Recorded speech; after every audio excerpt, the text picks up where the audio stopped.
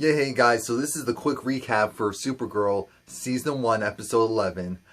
Strangers. What is that? Strange visitor from another planet. So, yeah, this episode had three central themes. It had John, who was dealing with the issues of the White Martian, who their race came and essentially eradicated his.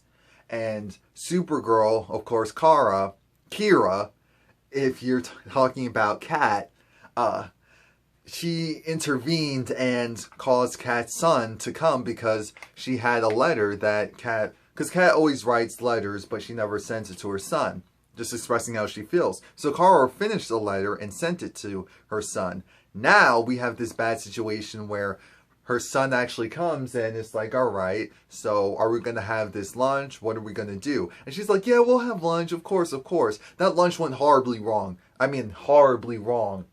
No, dinner. Because he was like, all right, so you've just been talking about yourself this whole time. And even when you try to make it about me, you're still talking about yourself.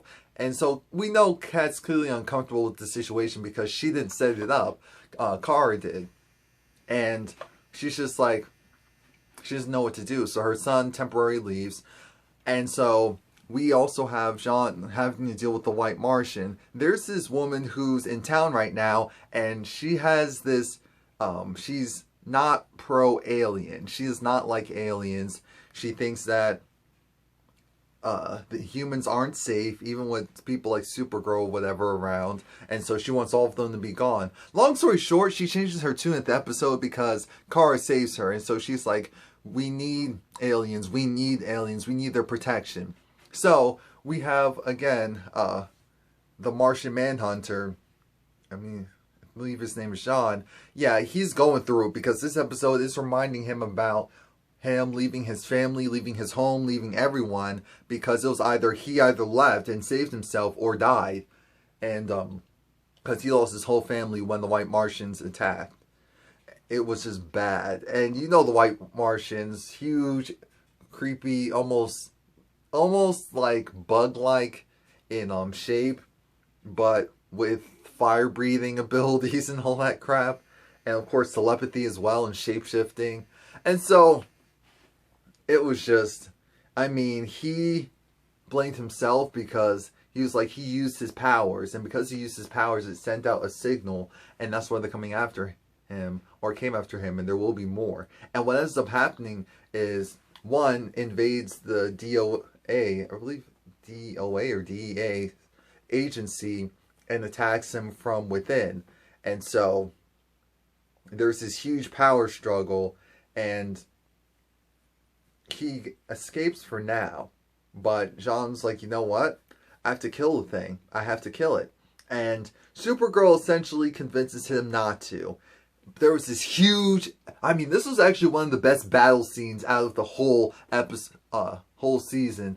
The only thing I wish was that it was a little bit lighter, because my TV screen naturally is a little bit darker because of the blacks, Samsung with the black tones and everything.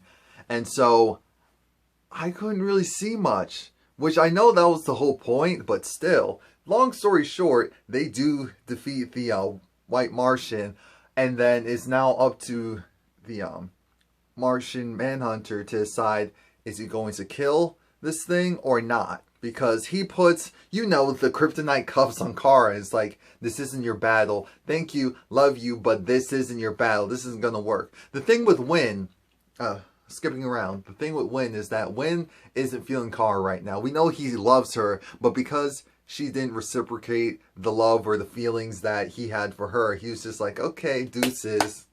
And he's not talking to her. So by the end of the episode, when she has to say anything to him, he's like, oh wait, so we're not speaking anymore? And she was like, I know, giving you your space, one day at a time. Because remember, Kara pretty much was like, yeah, I like you as a friend. Her and Jimmy still have a thing, but not really. But we'll see how long that lasts, because Kat's son has a thing for Kara. Kat intervenes and makes sure that Kat's son decides to stay, And so they actually have a talk, and Kat just apologizes. And, you know, that really opens him up more. But what's keeping him there is Kara. And so he was like, you want to go on a date? And she was like, well, I have to check my schedule for tomorrow night. I have to check with her, you know, his mom, her boss. And she was like, she's available. So there we go. And of course she tells her sister, and her sister's like, what? You, with Cat, he's Cat, son, Kara. But it was actually good because Jean or Jal, whatever his name is, he was saying how, you know what, I had two little girls and their names are actually relatively similar to Kara and her sister. So it's like, I know it's not the same, but I do see you guys as my daughters and me your dad. And of course, as we know, their dad's no longer living, both of their dads. And so that was really touching. But at the end of the episode, we find out that, oh crap, Supergirl has a stalker. No, Supergirl has an imposter. Now remember, the rich guy, I forgot his name, he essentially created a clone or carbon copy of Supergirl.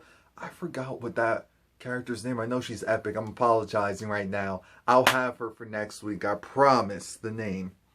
But yeah, that was pretty much it. Please let me know what you think about this episode. Did you actually watch this episode? If you didn't watch this episode, why didn't you watch the episode? Because it was good. I did miss... See, my DVR partially recorded last week's episode, so I never got to see it yet. I have to go online and make sure I watch it. And at this point, I'm not going to do a review for it unless someone asks. If someone asks, then I'll absolutely do a review. But there's that. Please let me know what you think. Please like, comment, subscribe. Come back next week. I'll be doing a review for it next week. And as long as the show's on, I will be doing reviews. Whew.